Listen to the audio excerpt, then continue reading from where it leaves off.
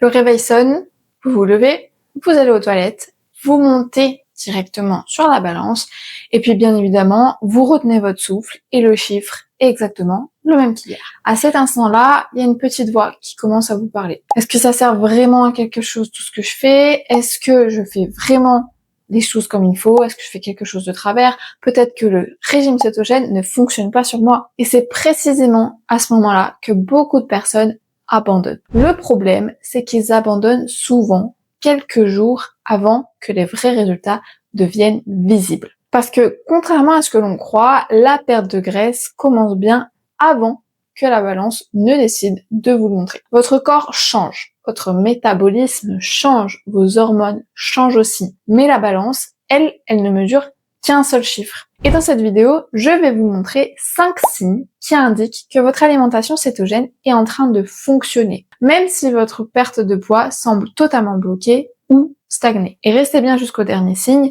parce que c'est probablement celui qui rassure le plus de personnes que j'accompagne en coaching. Alors, avant de commencer, il faut comprendre une chose essentielle.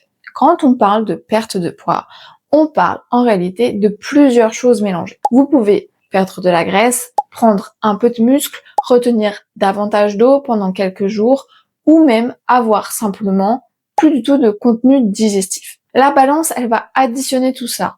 Et elle est incapable de vous dire ce qui change réellement. C'est un peu comme essayer de juger les performances d'une voiture ou d'une moto uniquement en regardant son poids ou son cylindre. Ça n'a aucun sens. Le poids est une variable extrêmement volatile et changeante du jour au lendemain. C'est un bon indicateur pour savoir dans quelle direction on se dirige.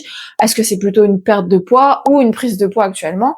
Mais il ne faut pas considérer cette variable comme la représentation absolue de vos efforts et de vos résultats. Bonjour à tous, je m'appelle Mathilde, je suis coach en alimentation cétogène et en santé métabolique. Passionnée par la nutrition, la santé et l'entraînement, j'ai décidé d'en faire mon métier et aujourd'hui, je coach des hommes et des femmes qui souhaitent perdre du poids, inverser une maladie ou un syndrome métabolique et retrouver de l'énergie pour se sentir mieux dans leur corps et dans leur peau. Je partage aussi gratuitement sur mes réseaux sociaux et cette chaîne YouTube des conseils sur la nutrition, la santé et le sport.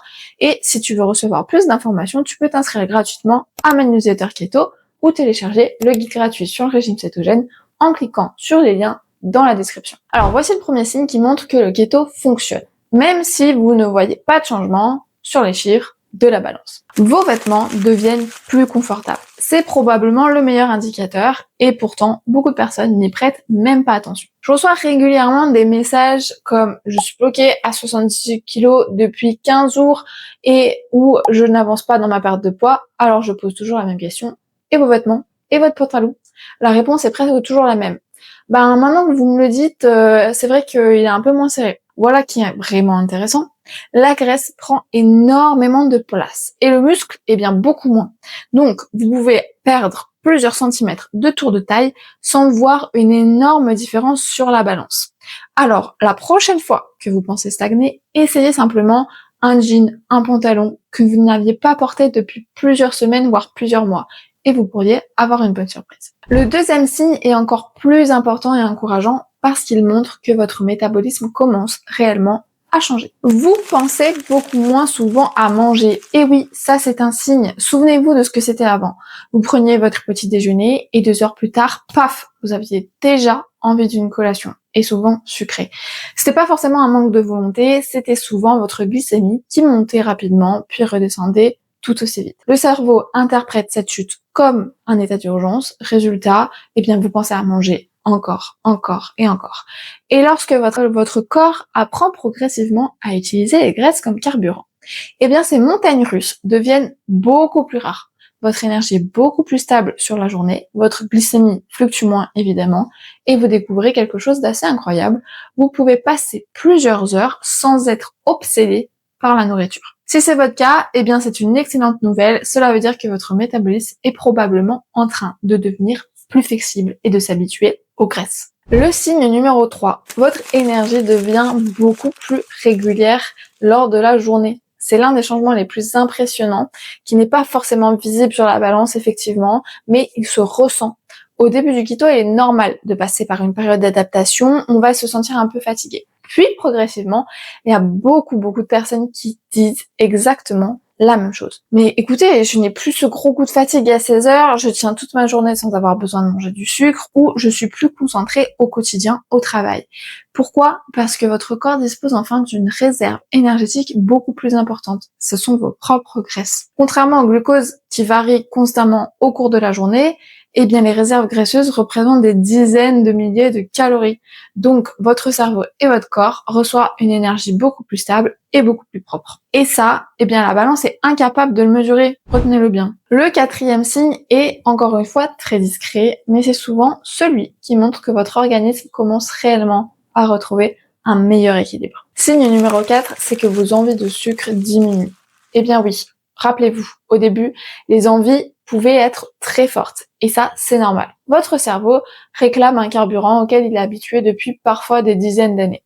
Mais après plusieurs semaines de cétogène, quelque chose change. Vous passez devant une boulangerie, et là, vous n'avez plus cette envie irrépressible d'acheter une viennoiserie ou un cookies. Vous voyez un paquet de biscuits, et vous pouvez simplement dire non sans être frustré. Ce n'est pas parce que vous êtes devenu plus fort mentalement, c'est juste parce que comme votre glycémie est beaucoup plus stable au quotidien, vous avez moins faim et ça change absolument tout dans votre comportement alimentaire. Alors si aujourd'hui, votre objectif est d'aller un peu plus loin que les simples conseils YouTube que je vous donne, j'ai également créé une formation complète sur le régime cétogène, à travers laquelle je vous accompagne pas à pas pour construire vos repas, comprendre votre métabolisme, éviter les erreurs les plus fréquentes et surtout mettre en place une alimentation cétogène durable. Si vous souhaitez être guidé étape par étape, eh bien toutes les informations seront disponibles plus bas dans la barre de description. Le signe numéro 5, c'est que vous devenez plus patient au quotidien. À première vue, ça n'a rien à voir avec le keto. Et pourtant, c'est probablement l'un des changements les plus importants. Au début, on monte sur la balance tous les matins. Et puis, plusieurs semaines passent. Et on commence à mieux dormir. On commence à avoir plus d'énergie. On commence à moins grignoter, à se sentir mieux. Et sans même s'en rendre compte, on arrête de vivre uniquement en fonction d'un chiffre sur la balance. Donc, on arrête de se peser. Pourquoi? Parce qu'on ressent enfin que quelque chose est en train de changer. Et c'est précisément cet état d'esprit qui permet aux résultats de durer dans le temps. Les personnes qui réussissent ne sont pas celles qui perdent le plus vite ou le plus. Ce sont celles qui continuent suffisamment longtemps. Alors, si aujourd'hui votre poids est stable, ne concluez pas trop vite sur le régime cétogène et dire que le régime cétogène ne fonctionne pas. Posez-vous plutôt ces 5 questions. Est-ce que mes vêtements sont plus confortables qu'avant? Est-ce que j'ai moins faim dans ma journée? Est-ce que j'ai plus d'énergie pour faire mes tâches du quotidien?